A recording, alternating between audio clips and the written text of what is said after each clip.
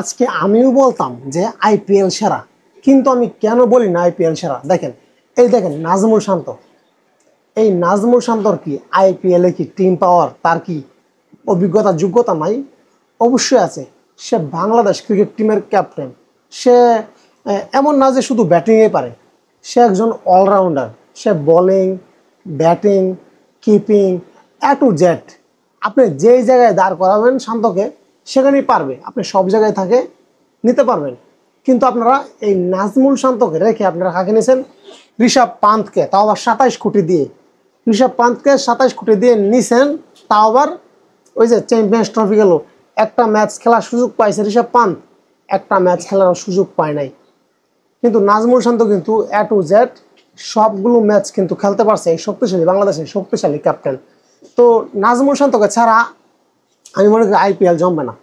আজকে বিরাট কোহলি কত বছর ধরে চেষ্টা করতেছে, হ্যাঁ, আরসিবিকে কি একটা ট্রফি দিতে পারছে? পারছে না।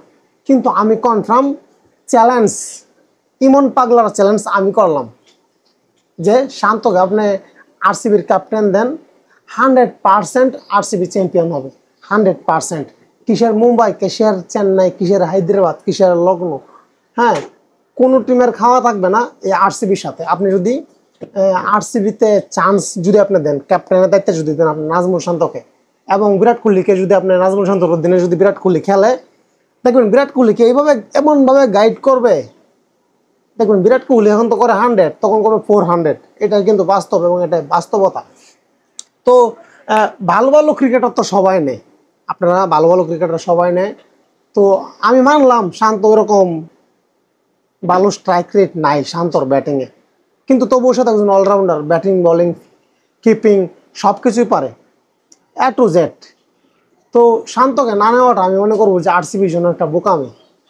আপনি সাকিবকে না নেন, সাকিবের বয়স হয়ে গেছে, সাকিবের বোলিং অ্যাকশনে একটু প্রবলেম শুনছিলাম। মুস্তাফিজকে না নেন আপনারা, মুস্তাফিজের দাম বেশি, 6 কোটি নিচে নাকি মুস্তাফিজ কিবার আইপিএল কিনতেই পারবে না। তো আপনি শান্তকে নেন, বেশি টাকা লাগবে না, শান্তকে বেশি টাকা লাগবে না, 10-12 কোটি হইলেই হবে। 10 থেকে 12 কোটির ভিতরে আপনি শান্তকে কিনতে পারবেন। তো এ টু জেড মিলাই আমি দেখলাম শান্তকে ছাড়া আইপিএল একটা ধূসর হবে, ভালো হবে না, ভালো হবে না। বাংলাদেশি ক্রিকেট ফ্যানদের কাছে আইপিএল যদি শান্ত যদি চান্স পাইতো, সাকিব মুস্তাফিজ আইপিএলে চান্স পাইলে বাংলাদেশের মানুষ যতটা খুশি না হইতো, যদি শান্ত চান্স পাইতো তার চেয়ে ডাবল খুশি হইতো বাংলাদেশের মানুষ।